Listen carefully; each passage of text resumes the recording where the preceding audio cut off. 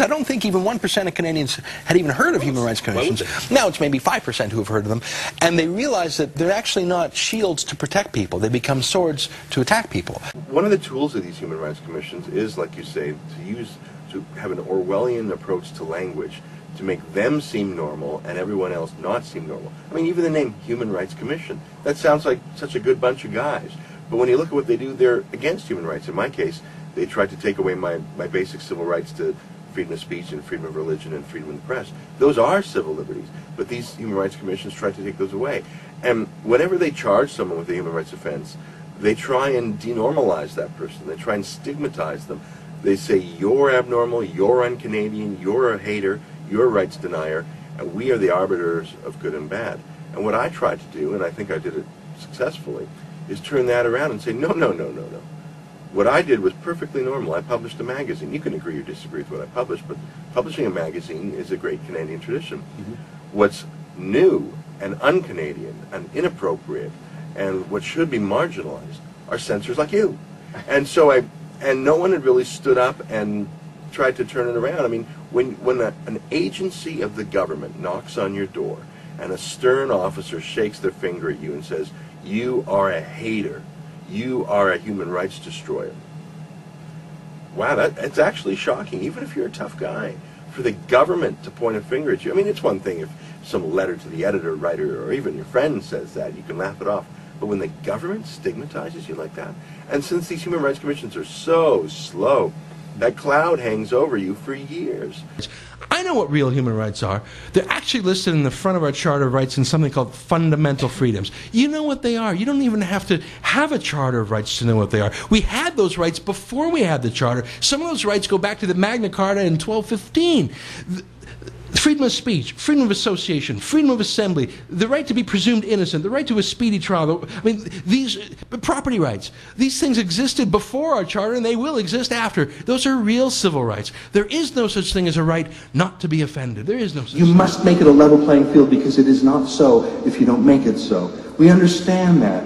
We understand that it is noble to be a criminal lawyer defending even someone everyone knows is guilty. We don't do it because we love the criminal, but because we love justice and we love a fair system. And we fear that maybe one day we'll be wrongfully charged, and we know that we've got to be even-handed. We believe in justice for ourselves, not so much for the criminal.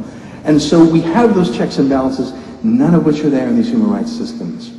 This Human Rights Commission doesn't care about human rights. The only thing that has to do with human rights is their name, because they hope you'll look no further than their name to the substance of what they actually do. This is the law of Alberta.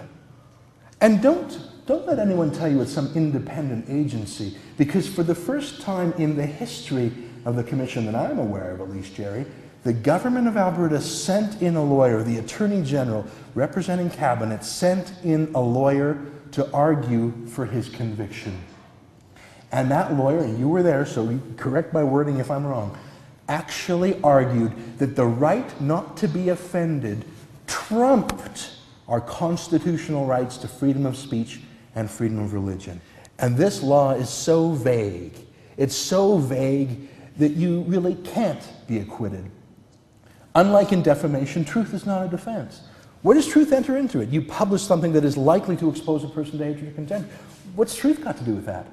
If you watch a documentary on the Second World War, you may have feelings of hatred or contempt towards Germans. And thus the documentary filmmaker about the Holocaust himself would breach that law. Oh, by the way, real courts have people called judges running them, people learned in the law who take an oath of neutrality, not human rights commissions. They're run by political activists like Barbara Hall in this province.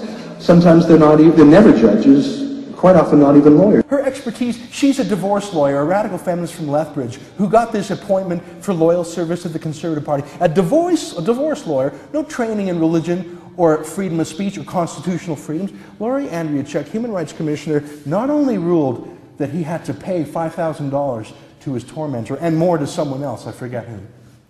But he had to write a letter, a false letter of confession. Why would you want them to say something fake or false? What value is that? If a murderer doesn't feel contrition, why would you make them say it with their mouth? Who believes that? What value is that? That's a very Orwellian punishment, to say something that you don't mean. Holding up. Say you see 3 fingers. Say you see 3 fingers. Say you see 3 fingers. What is going on here? I'll tell you what's going on here. An out-of-control bureaucracy infused by radical activists acting beneath the radar of public scrutiny. They've been getting away with it for decades, and nobody noticed.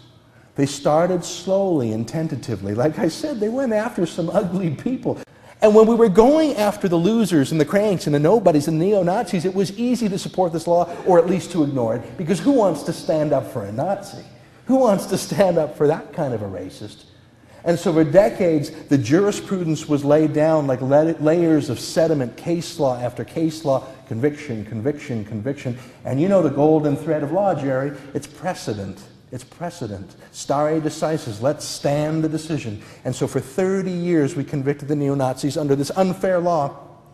But nobody spoke up to turn around Martin Niemöller's phrase. First they went for the neo-Nazis, but I wasn't a neo-Nazi, so I didn't care. And then they went for Reverend Stephen Bazan. And I wasn't a right-wing Christian, so I didn't care. And you know how that ends. And then they came for me, and there was no one left to care. But I am not attempting to be exonerated because I meet your standard of reasonableness. Because first of all, I don't care what your standard of reasonableness is. I see that Thug Andrea's standard of reasonableness is unreasonable. But I don't grant you at all the right to sit in judgment of whether or not I'm reasonable. I'll grant that to my advertisers. I'll grant that to my readers. I'll grant that to friends and people in the social society who may marginalize me or shun me if I'm too rude, or who may like me if I'm their advocate, or who may oppose me or to debate me. I will suffer the penalties of civil society. I will suffer the marginalization of polite company, which is what should happen to these fascist thugs. I will suffer that from my fellow man voluntarily, but I do not grant to you or any other instrument of the state the right to tell me whether or not I am reasonable enough to pass your test. Okay? I was charged with exposing someone to hatred or contempt. And you know, at the Federal Human Rights Commission, where that law was first formed in 1977, not one person in 32 years has ever been acquitted.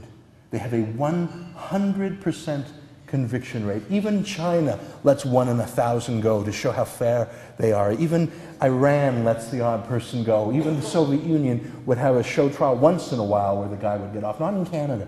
We have a 32-year perfect conviction rate. That's not just a word crime or a thought crime, it's a feelings crime. If it were so easy to turn off hate that we could pass a law and be rid of it, we would have passed the Love Each Other Act a long time ago, and we'd be harmonious. I was let go after 900 days because I know how to make a fuss. I know how to be noisy and blog and get on the radio and talk to politicians and make it bloody tough for the politicians and the bureaucrats. That's the thing. A fella compiled a chart of everyone charged under the Canadian Human Rights Commission for hate speech. 98% of them are Christian white men. Now, I'm sure the Christian white men say hateful things, but there are radical, hateful people in this country of all backgrounds, even some radical Sikhs and Tamils. Sure. None of them have ever been charged. Because the law is so vague, whoever you charge is automatically guilty. It's to the political discretion of the Human Rights Commission, and they have chosen to pick on only Christians, only guys, and only whites. Actually, one woman they went after as well. My point is, co-sponsored by the Human Rights Commission, the subject matter through which her adult students, new immigrants, newcomers to Canada, were asked to learn English was a how to file a complaint with the Human Rights Commission. 60,000 copies of this document were given to ESL teachers throughout Alberta. Friends, that is called building your market, building market development, and these Human Rights Commissions are doing it because we're getting along too well for them.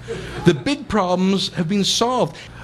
But hate speech, which is what I was charged under, the section in Alberta, only accounts for 2% of the workload of Canada's Human Rights Commissions. There's 14 of these commissions, one in every territory and province, and there's a federal one.